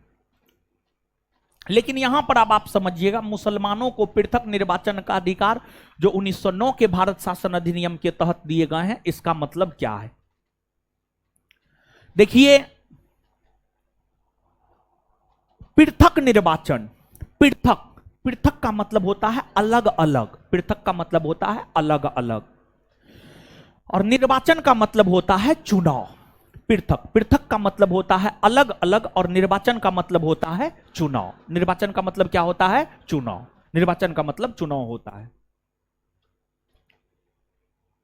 मतलब इस अधिनियम के तहत यह प्रावधान किया गया कि मुसलमानों के लिए अलग चुनाव होंगे, और मुसलमानों के लिए जो अलग चुनाव होंगे, उस चुनाव में उम्मीदवार भी मुसलमान होगा और मतदाता भी मुसलमान होगा। क्या अभी ऐसा होता है? क्या अभी ऐसा होता है कि उम्मीदवार भी मुसलमान और मतदाता भी मुसलमान? ऐसा होता है? नहीं होता है। लेकिन 1909 के भारत शासन अधिनियम में यह प्रावधान किया गया कि उम्मीदवार भी मुसलमान होंगे और मतदाता भी मुसलमान होंगे। उम्मीदवार भी मुसलमान होंगे और मतदाता भी मुसलमान होंगे। मतलब एक प्रकार से कहिए तो हिंदू और मुसलमानों के बीच मतभेद उत्पन्न करने को लेकर यह प्रावधान किया गया। मतलब पृथक निर्वाचन, मतलब वैसी चुनाव जिसमें हर धर्म के लिए अलग अलग चुनाव होंगे। जिस धर्म के लिए चुनाव होंगे उसी धर्म के उम्मीदवार होंगे और उसी धर्म के मतदाता होंगे। उसी धर्म के उम्मीदवार होंगे, उसी धर्म के मतदाता होंगे। इसी को कहा गया आपको पृथक निर्वाचन। इसी को क्या कहा गया आपको? पृथक निर्वाचन। पृथक निर्वाचन कहा गया। तो मुसलमानों को पृथक निर्वाचन का अधिकार 1909 के भारत शासन अधिनियम के तहत दिए गए। और मतलब एक प्रकार से कहिए तो संप्रदाय के आधार पर चुनाव की शुरुआत हुई। संप्रदाय के आधार पर चुनाव की शुरुआत हुई। संप्रदाय मतलब धर्म के आधार पर। संप्रदाय, संप्रदाय या धर्म दोनों एक ही बात है। संप्रदाय के आधार पर चुनाव की शुरुआत हुई। आपके बिहार एसआई का पूछा हुआ क्वेश्चन है कि किस अधिनियम के तहत भारत में सांप्रदायिक निर्वाचन की शुरुआत हुई मानी जाती है? तो भारत में सांप्रदायिक निर्वाचन की शुरुआत 1909 के भारत शासन अधिनियम के तहत हुई मानी जाती है। तो भारत में सांप्रदायिक निर्वाचन की शुरुआत हुई और भारत में सांप्रदायिक निर्वाचन को शुरू करवाने में मिंटो का, भारतीय वायसराय मिंटो द्वितीय का, भारतीय वायसराय मिंटो द्वितीय का सबसे बड़ा योगदान रहा है। मिंटो द्वितीय का सबसे बड़ा योगदान रहा है और यही वजह है कि भारतीय वायसराय मिंटो द्वितीय को भारत में सांप्रदायिक निर्वाचन का जनक माना जाता। भारत में सांप्रदायिक निर्वाचन का जनक माना जाता है। और आपके बिहार एसआई का ही यह भी पूछा हुआ क्वेश्चन है कि भारत में सांप्रदायिक निर्वाचन का जनक किसे माना जाता है? तो भारत में सांप्रदायिक निर्वाचन का जनक लॉर्ड मिंटो द्वितीय को माना जाता है। और आपके बिहार एसआई परीक्षा में इस अधिनियम से आज तक 3 प्रश्न पूछा है। तीनों प्रश्न हम आपको बोल रहे हैं, ध्यान से आप सुनिए। क्वेश्चन बैंक में जाकर के आप देख लीजिएगा, आपको मिल जाएगा। पहला प्रश्न, 1909 के भारत शासन अधिनियम को और किस नाम से जानते हैं? दूसरा प्रश्न, किस अधिनियम के तहत भारत में सांप्रदायिक निर्वाचन की शुरुआत हुई है? तीसरा प्रश्न, भारत में सांप्रदायिक निर्वाचन का जनक किसे माना जाता है। ये तीनों प्रश्न आपके बिहार एसआई परीक्षा का पूछा हुआ है। और जब आपको मुसलमानों को पृथक निर्वाचन का अधिकार दे दिया गया, इस बात को मार्ले और मिंटो भी भली भांति समझता था कि हम क्या किए हैं, हम किए क्या हैं, इस बात को मार्ले मिंटो भी भली भांति समझता था। और इस अधिनियम के तहत जब मुसलमानों को पृथक निर्वाचन का अधिकार दिया गया, तो मिंटो ने मार्ले के नाम से खत लिखा।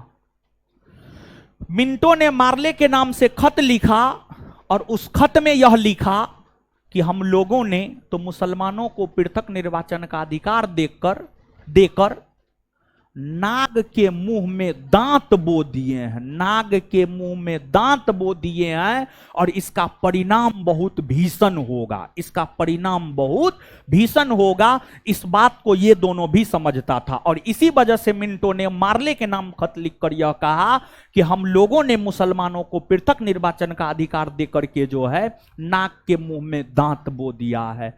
और सांप नाग की अगर हम बात करें तो नाग एक प्रकार का सांप होता है, सांपे ना होता है, हाँ सांप होता है। और सांप जो है काटता है तो काटता तो दांत से ही है। सांप के दांत में जहर होता है, समझ गए, जहर होता है। और अगर आपको काट लिया और उचित समय पर आपको इलाज नहीं मिला, आपके पूरे शरीर में अगर जहर फैल गया तो आपका ओम नमः स्वाहा, समझ गए। मतलब आप समझिएगा, ये दोनों भी समझ रहा था कि हम बहुत बड़ा काम कर दिए, और जो भारत का विभाजन हुआ और पाकिस्तान बना, उसमें इस अधिनियम का भी एक अहम योगदान रहा है। भारत के विभाजन और पाकिस्तान के निर्माण में इस अधिनियम का भी एक अहम योगदान जो है आपको रहा है। अब आपको इस अधिनियम की आलोचना के.एम. मुंशी ने किया, आर.सी. मजूमदार ने किया, महात्मा गांधी ने किया। के.एम. मुंशी ने तो यह कहा कि इस अधिनियम ने भारत में उभरते हुए लोकतंत्र का गला घोंट दिया। फिर इस अधिनियम को लेकर महात्मा गांधी ने यह कहा कि यह अधिनियम भारतीय लोकतंत्र का सर्वनाश कर दिया। फिर आर.सी. मजूमदार ने कहा कि यह चंद्रमा के चांदनी जैसा है, यह चंद्रमा के चांदनी जैसा है। उनके कहने का मतलब यह था कि यह अधिनियम तो देखने में बहुत खूबसूरत लग रहा है, लेकिन आंतरिक तौर पर यह अधिनियम बड़ी खतरनाक है, आंतरिक तौर पर यह अधिनियम बहुत ही ज्यादा खतरनाक है। उनके कहने का मतलब जो है आपको ये था। आपको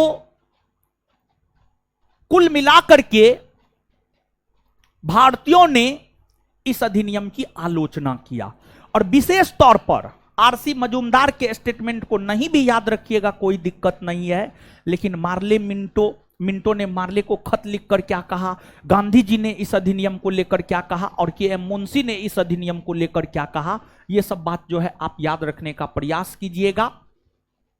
इसके अलावे इस अधिनियम की हम बात करें तो 1909 के भारत शासन अधिनियम के तहत ही केंद्रीय विधान परिषद के सदस्यों को बजट के ऊपर मतदान करने का अधिकार दिया गया, बजट के ऊपर मतदान करने का अधिकार दिया गया। और इसी अधिनियम के तहत केंद्रीय विधान परिषद के सदस्यों को पूरक प्रश्न पूछने का अधिकार दिया गया, पूरक प्रश्न पूछने का अधिकार दिया गया। और इसी 1909 के भारत शासन अधिनियम की हम बात करें तो इसी 1909 के भारत शासन अधिनियम के तहत जो है आपको यह भी प्रावधान किया गया कि वायसराय के कार्यकारिणी परिषद में एक भारतीय सदस्य को शामिल किया जाएगा, वायसराय के कार्यकारिणी परिषद में एक भारतीय सदस्य को शामिल किया जाएगा। और 1909 के भारत शासन अधिनियम के तहत ही वायसराय के कार्यकारिणी परिषद में शामिल होने वाला प्रथम भारतीय बना sir Satyendra Prasad Sinha. Sir Satyendra Prasad Sinha viceroy के कार्यकारिणी परिषद में शामिल होने वाले प्रथम भारतीय बने 1909 के भारत शासन अधिनियम के तहत। ये सभी 1909 के भारत शासन अधिनियम की प्रमुख विशेषता है। 1909 के भारत शासन अधिनियम पारित होने के ठीक 10 वर्षों बाद 1919 ईस्वी में एक अधिनियम आया जिसे 1919 का भारत शासन अधिनियम कहते हैं। तो अब हम लोग 1919 के भारत शासन अधिनियम के विषय में पढ़ेंगे, लेकिन उससे पहले आप 1909 के भारत शासन अधिनियम को पढ़िए।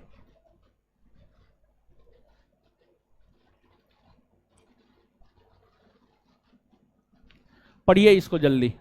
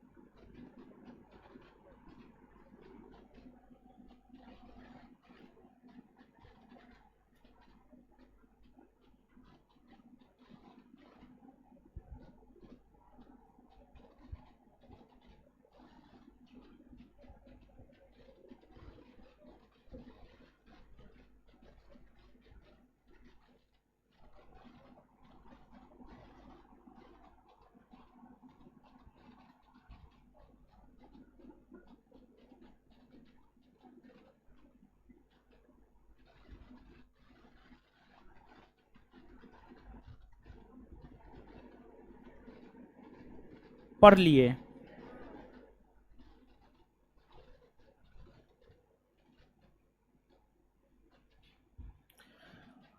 आगे आइए। अब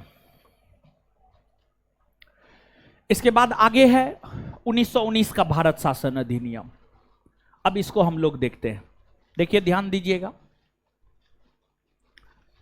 1919 का भारत शासन अधिनियम। 1919 का जो भारत शासन अधिनियम है, इस अधिनियम को बनाने में इस समय के भारतीय वायसराय लॉर्ड चेम्सफोर्ड और लॉर्ड मॉन्टेग्यू, जो कि भारत सचिव के पद पर थे, इस समय के भारत सचिव लॉर्ड मॉन्टेग्यू और भारतीय वायसराय लॉर्ड चेम्सफोर्ड, दोनों ने मिल करके 1919 के भारत शासन अधिनियम को बनाया है। यही वजह है कि 1919 के भारत शासन अधिनियम को हम लोग मॉन्टेग्यू चेम्सफोर्ड सुधार अधिनियम भी कहते हैं। मॉन्टेग्यू चेम्सफोर्ड सुधार अधिनियम, मॉन्टेग्यू चेम्सफोर्ड सुधार अधिनियम भी हम लोग कहते हैं। मॉन्टेग्यू चेम्सफोर्ड सुधार अधिनियम भी हम लोग कहते हैं। जो मॉन्टेग्यू चेम्सफोर्ड सुधार अधिनियम है, यह अधिनियम पारित तो 1919 ईस्वी में हो गया था, लेकिन यह अधिनियम लागू अगर देखा जाए तो यह अधिनियम लागू हुआ है आपको वर्ष 1921 ईस्वी में। यह अधिनियम लागू हुआ है आपको वर्ष 1921 ईस्वी में। और इस अधिनियम के पारित होने के समय अगर देखा जाए तो इस अधिनियम के पारित होने के समय ब्रिटेन के प्रधानमंत्री हुआ करते थे, उनका नाम था लॉयड जॉर्ज। Lloyd George. और आपको यह प्रश्न जो है आपको बीपीएससी का पूछा हुआ, यह प्रश्न बीपीएससी का पूछा हुआ है कि 1919 के भारत शासन अधिनियम पारित होने के समय ब्रिटेन के प्रधानमंत्री कौन थे? तो आपको लॉर्ड जॉर्ज। इस अधिनियम की कई सारी विशेषताएं हैं।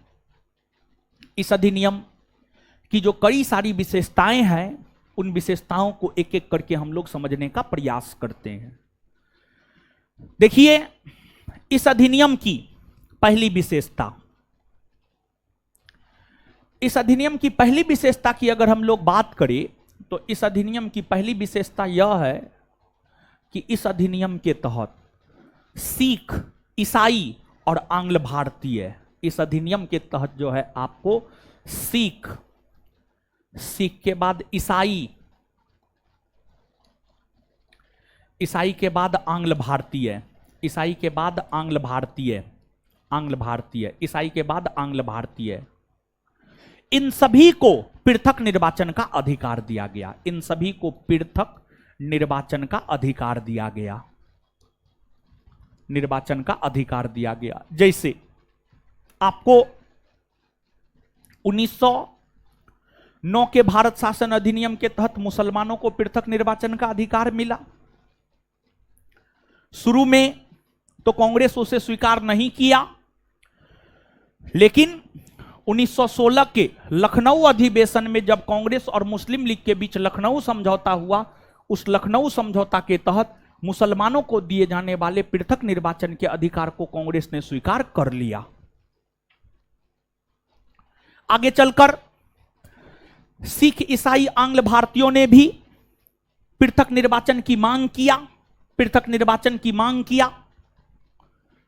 तो आगे चलकर 1919 के भारत शासन अधिनियम के तहत जो सिख, ईसाई, आंग्ल भारतीय समुदाय के लोगों को भी जो है पृथक निर्वाचन का अधिकार दिया गया। मतलब अब इन समुदाय के लोगों के लिए भी अलग चुनाव होने थे।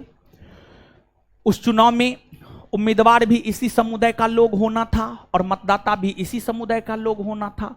मतलब हर समुदाय के लिए, मुसलमान के लिए अलग चुनाव होगा, सिख के लिए अलग चुनाव होगा, ईसाई के लिए अलग चुनाव होगा, आंग्ल भारतीय के लिए अलग चुनाव होगा। मतलब भारत पूरा टाइम चुनाव में ही व्यस्त रहेगा, चुनाव ही चुनाव होते रहेगा। तो यह किया गया, जो कि सही बात नहीं था। इसके बाद इस अधिनियम की जो अगली विशेषता है, इस अधिनियम की अगली विशेषता यह है कि इस अधिनियम के तहत भारत में प्रत्यक्ष निर्वाचन, इस अधिनियम के तहत भारत में प्रत्यक्ष निर्वाचन की शुरुआत की गई। इस अधिनियम के तहत भारत में प्रत्यक्ष निर्वाचन की शुरुआत की गई। मतलब अब उस प्रकार के चुनाव प्रणाली की शुरुआत की गई जिसमें आम जनता पार्टिसिपेट कर सकती थी। लेकिन ऐसा नहीं था कि सभी प्रकार की आम जनता पार्टिसिपेट कर सकती थी, नहीं। शुरू में सभी को मतदान करने का अधिकार नहीं था। जैसे आज यानी वर्तमान की अगर हम लोग बात करें तो वर्तमान में भारत में सभी को मतदान करने का अधिकार है। वर्तमान में भारत में सभी को मतदान करने का अधिकार है। यहां पर सभी का मतलब इस बात को समझना है कि वर्तमान में भारत में जितने भी वयस्क आम जनता है, मतलब जिनका उम्र 18 वर्ष या उससे अधिक हो गया है, चाहे वह महिला है, चाहे वह पुरुष है, चाहे वह हिंदू है, चाहे वह मुसलमान है, चाहे वह सिख है, चाहे उसका जन्म बिहार में हुआ है, चाहे उसका जन्म झारखंड में हुआ है, चाहे वह टैक्स देता है, चाहे वह टैक्स नहीं देता है, सभी को आज के डेट में, भारत की सभी वयस्क जनता को आज के डेट में मतदान करने का अधिकार है। और भारत में मतदाताओं की संख्या 90 करोड़ से ज्यादा है। 90 करोड़ से ज्यादा। भारत की आबादी लगभग 140 करोड़ और 140 करोड़ लोग में से 90 करोड़ से ज्यादा लोग मतदाता सूची में शामिल है। 90 करोड़ से ज्यादा लोग, संभवतः 96.4 करोड़, 96-97 करोड़ लोग जो है, लोगों का नाम मतदाता सूची में है। सभी को मतदान करने का अधिकार है। लेकिन पहले क्या था जानते हैं? पहले सभी को मतदान करने का अधिकार नहीं होता था। पहले क्या था?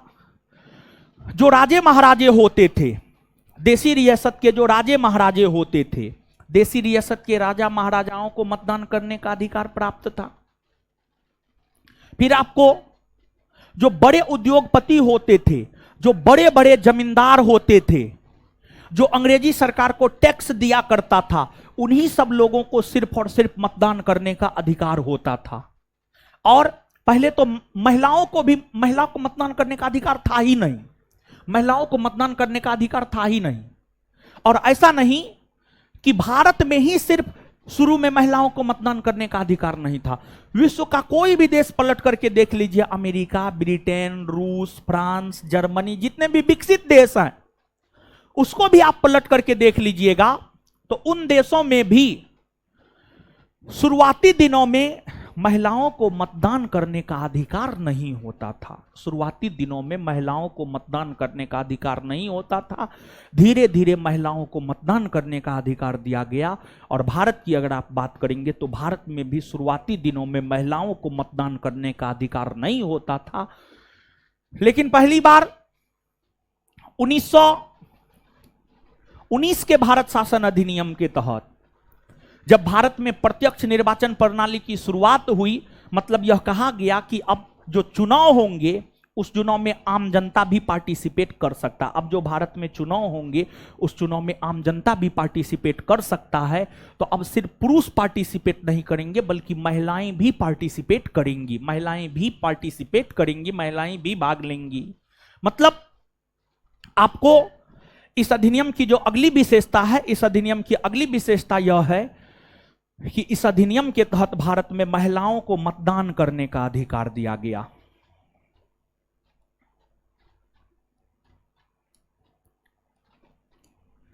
इस अधिनियम के तहत भारत में महिलाओं को मतदान करने का अधिकार दिया गया, महिलाओं को मतदान करने का अधिकार दिया गया। इसके बाद आपको यह जो अधिनियम है, इस अधिनियम के तहत केंद्रीय बजट से राज्य के बजट को अलग कर दिया गया। इस अधिनियम के तहत जो है आपको केंद्रीय बजट से राज्य के बजट को अलग कर दिया गया।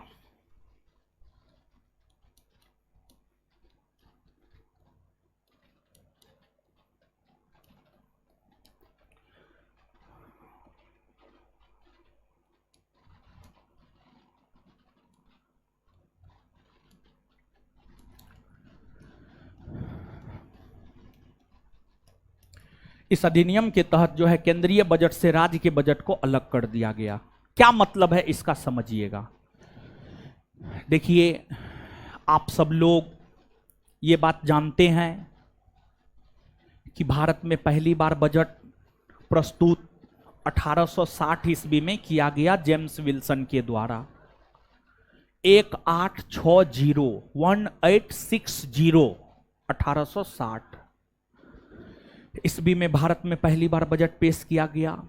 और 1860 ईस्वी में भारत में जो पहली बार बजट पेश किया गया, वह बजट पूरे देश के लिए, वह बजट पूरे देश के लिए एक साथ पेश किया गया था।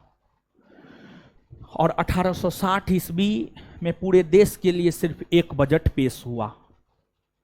शुरू में बजट के ऊपर मतदान करने का अधिकार या बहस करने का अधिकार कुछ भी विधान परिषद के सदस्यों को नहीं था।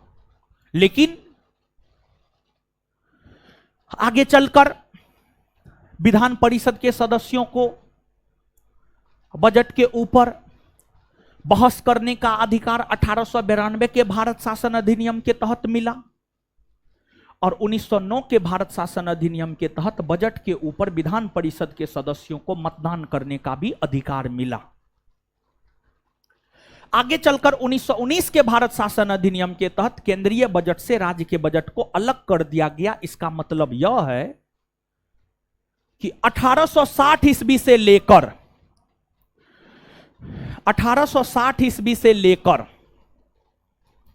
1919 ईस्वी तक 1860 ईस्वी से लेकर 1919 ईस्वी तक पूरे भारतवर्ष के लिए सिर्फ एक बजट पेश होता था।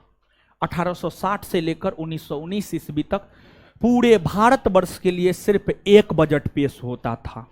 पूरे भारतवर्ष के लिए सिर्फ एक बजट पेश होता था।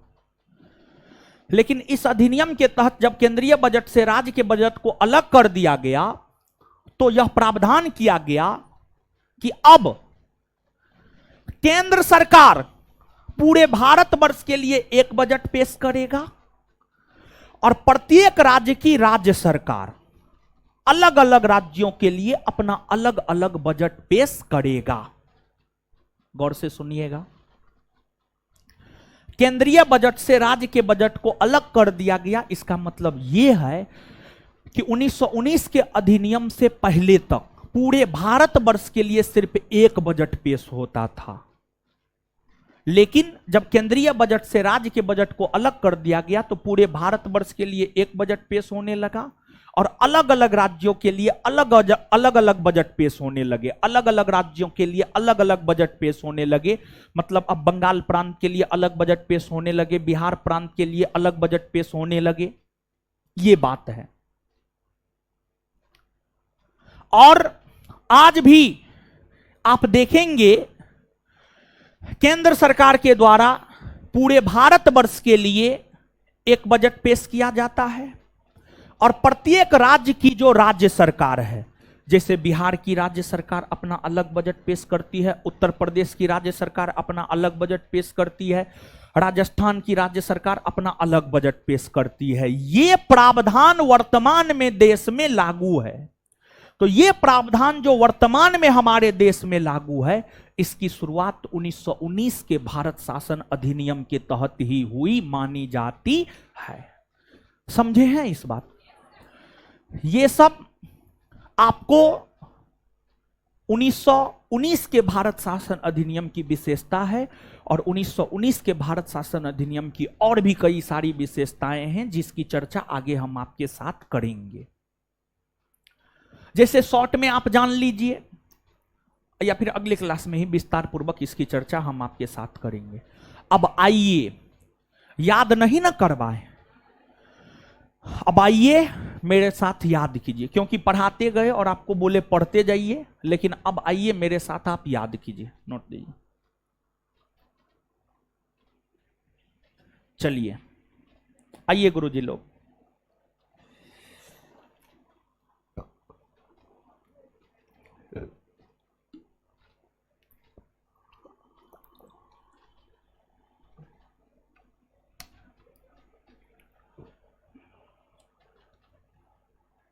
आइए।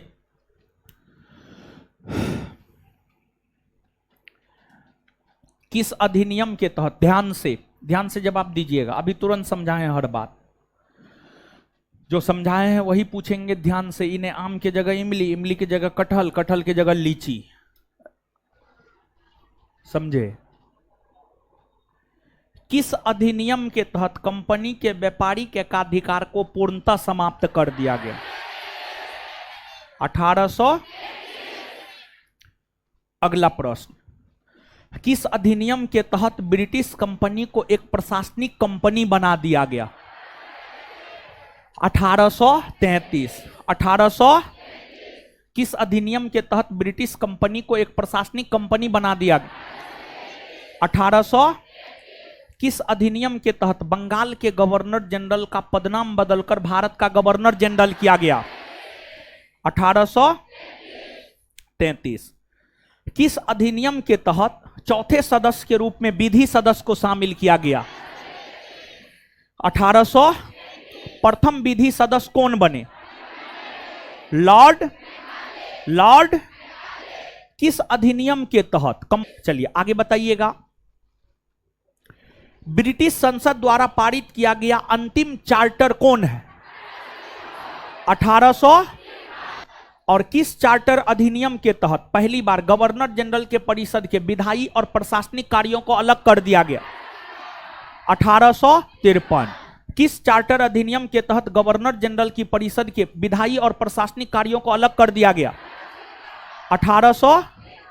और किस अधिनियम के तहत विधान परिषद का गठन किया गया? 1853। 1800। और सिविल सेवा प्रतियोगिता परीक्षा की शुरुआत किस अधिनियम के तहत हुई? किस अधिनियम के तहत? चलिए, किस अधिनियम के तहत ब्रिटिश ईस्ट इंडिया कंपनी के शासन को समाप्त कर सत्ता ब्रिटिश क्राउन को सौंप दिया गया? 1858। 1800। किस अधिनियम के तहत बोर्ड ऑफ डायरेक्टर और बोर्ड ऑफ कंट्रोलर को समाप्त कर दिया गया? 1800। और भारत सचिव का पद किस अधिनियम के तहत लाया गया? किस अधिनियम के तहत? 1784 में जो द्वैध शासन की शुरुआत हुई थी उसका समाप्त किस अधिनियम के तहत हुआ? 1800। भारत सचिव किसके प्रति उत्तरदायी था? ब्रिटिश संसद। भारत सचिव किसके प्रति उत्तरदायी? और भारत सचिव को सहायता देने हेतु कितना सदस्य भारत परिषद का गठन किया गया? कितना सदस्य? 15 न। और किस अधिनियम के तहत जो है मुगल बादशाह के पद को समाप्त कर दिया गया? मुगल बादशाह के पद को समाप्त कर दिया गया। किस अधिनियम के तहत जो है गवर्नर जनरल का पदनाम बदलकर वायसराय कर दिया गया? 1858 ईस्वी में भारत का प्रथम राज्य सचिव कौन बना? Lord Stanley. 1858 में भारत का प्रथम राज्य सचिव कौन बना? भारत का प्रथम राज्य सचिव। आजादी के समय कौन थे? आजादी के समय, आजादी के समय वायसराय को अध्यादेश जारी करने का अधिकार कौन अधिनियम देता है? 1861। वायसराय को अध्यादेश जारी करने का अधिकार कौन अधिनियम? 1861। आगे बताइएगा, लॉर्ड कैनिंग ने 1862 में 3 भारतीयों को विधान परिषद में मनोनीत किया, कौन कौन था? बनारस के राजा, पटियाला के महाराज और सर दिनकर। आगे बताइएगा, विभागीय या पोर्टफोलियो प्रणाली की शुरुआत किस अधिनियम के तहत हुई? 1800। बंगाल में विधान परिषद का गठन कब हुआ? 1862। उत्तरी पश्चिमी सीमा प्रांत में 1800। पंजाब में किस अधिनियम के तहत भारत में अप्रत्यक्ष निर्वाचन प्रणाली की शुरुआत हुई है? 1800। किस अधिनियम को मार्ले मिंटो एक्ट कहते हैं? मार्ले मिंटो एक्ट कहते हैं। और 1909 के भारत शासन अधिनियम को और किस नाम से जानते हैं? मुसलमानों को पृथक निर्वाचन का अधिकार किस अधिनियम के तहत दिया गया? कौन अधिनियम? भारत में सांप्रदायिक निर्वाचन का जनक किसे माना जाता है? विधान परिषद के सदस्यों को बजट पर मतदान करने का अधिकार किस अधिनियम के तहत मिला? 1900। वायसराय की कार्यकारिणी परिषद में शामिल होने वाला प्रथम भारतीय सत्येंद्र प्रसाद। वायसराय के कार्यकारिणी परिषद में शामिल होने वाला प्रथम भारतीय सत्येंद्र प्रसाद। 1909 के भारत शासन अधिनियम पारित होने के समय ब्रिटेन के प्रधानमंत्री कौन थे? एच एक्विथ। कौन थे? और 1909 के भारत शासन अधिनियम को लेकर किसने यह कहा कि यह चंद्रमा की चांदनी के समान है? किसने यह कहा कि इस अधिनियम ने भारत में उभरते लोकतंत्र का गला घोंट दिया? किसने कहा? और किसने यह कहा कि हम नाक के मुंह में दांत बोड़े हैं?